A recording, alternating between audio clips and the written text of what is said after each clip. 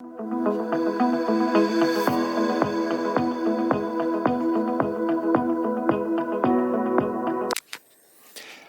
and welcome to another edition of Better Minneapolis. Today, I'm breaking things in two because we have some commentary called Reflections on the Unrest in Minneapolis that we wanted to share. And we also have an interview with Francis Shen, who's running for Hennepin County Attorney, and so it just made sense to split them up. So here we go. Reflections on the Unrest in Minneapolis, a city in crisis, a justice system under strain. The revolution will be live streamed. Minneapolis became the epicenter of national attention this week after Renee Good was shot and killed by an ICE officer. The killing sparked immediate outrage, intensified by the federal government's self-serving interpretation of what occurred and by the rapid arrival of media figures and online personalities from around the country. What began as a local tragedy quickly spiraled into a national spectacle. And here I have a picture by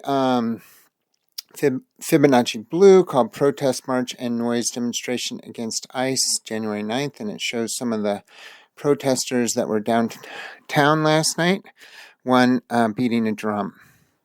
The idea there is to keep the ICE agents awake. Renee Good's death on January 8 sent a shockwave outward. Her family and the bystanders who witnessed her killing felt the impact first, followed by friends, neighbors, and the broader community she was part of. From there, the grief spread across the city and beyond. It is far too soon to understand the full consequences of her killing. Right now, it feels as though we are watching a tsunami form on the horizon, aware of its power, but uncertain how devastating it will be when it finally reaches shore. As the shock spread, Minneapolis was flooded with cameras and live streams. We became aware of media outlets we had never heard of until they began broadcasting live scenes from the streets, interviewing protesters, offering legal analysis, and dissecting video footage in real time. Among them was Lindell TV, an online outlet launched by the Republican candidate for governor, which began as frankspeech.com in 2021 and rebranded in February 2025. The demand for raw footage of every confrontation, protest, and government action is enormous, and many are looking to profit from the tragic events unfolding here. In this environment, the line between journalism and content creation has blurred to the point where news media now often means anyone with a phone and a following. Against this backdrop, Mayor Frey has asked media outlets to bring credentials to press conferences, a decision that reflects the confusion over who is reporting in good faith and who is simply chasing engagement. What constitutes legitimate media has become an open question, even as the city struggles to communicate clearly during a moment of crisis. The sense of instability deepened when Governor Walz announced on television that he was activating the National Guard. Watching that announcement, we found ourselves wondering whether we were witnessing the beginning of a larger confrontation between blue states and the federal government. We have entered uncharted territory. The constant stream of content creators speculating loudly about what comes next is just that, speculation. No one truly knows where this leads. Saturday morning, helicopters circled overhead because thousands were gathered in protest in nearby Powderhorn Park. We don't know whether the helicopters carry oppressors or protectors, and the uncertainty itself is unsettling. The collective trauma Minneapolis experienced after George Floyd's murder has been reawakened. Each new image of police in riot gear, ICE agents tackling protesters, or clouds of pepper spray deepens the dread and raises the same unresolved question. How does a heavily armed conflict like this end? At the moment, few leaders are offering a clear off-ramps toward calm and stability. Here I have a picture of the protest in Powderhorn Park today. Someone holding their kid up in the air who has an ICE Out Now sign. On January 10, the city reported that the Minneapolis Police Department, the Minnesota State Patrol, and the Minnesota Department of Natural Resources arrested 30 protesters during a downtown march for blocking roadways and damaging property.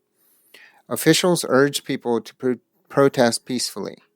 The list of what they cannot do includes throwing objects, blocking roadways, starting fires, damaging property, or using fireworks and weapons. Mayor Fry, who has emerged as a national spokesperson for the city through frequent podcast and television appearances, released a statement saying, "We are standing up to Donald Trump's chaos, not with our own brand of chaos, but with care and unity." Still, the use of the DNR for law enforcement does little to inspire confidence, particularly as the city and state face a far larger and heavily armed ICE presence. There are reportedly 2,000 ICE agents in Minneapolis, with more expected to arrive. Residents are unsettled by not knowing when ICE will leave or under what conditions. Compounding that unease, the federal government has sidelined state authorities in the investigation into Good's killing, raising serious doubts about whether justice will be served under the current administration. On January 9, Hennepin County Attorney Mary Moriarty and Minnesota Attorney General Keith Ellison held a press conference announcing an independent review into the shooting.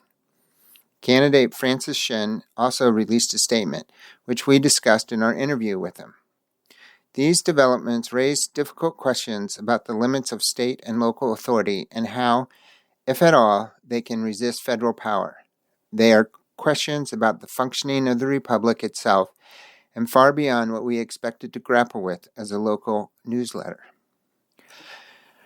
Our mood right now is one of sadness and trepidation. We mourn Renee Good and grieve with her family. We recognize the fear and vulnerability our immigrant neighbors are experiencing amid the ICE presence.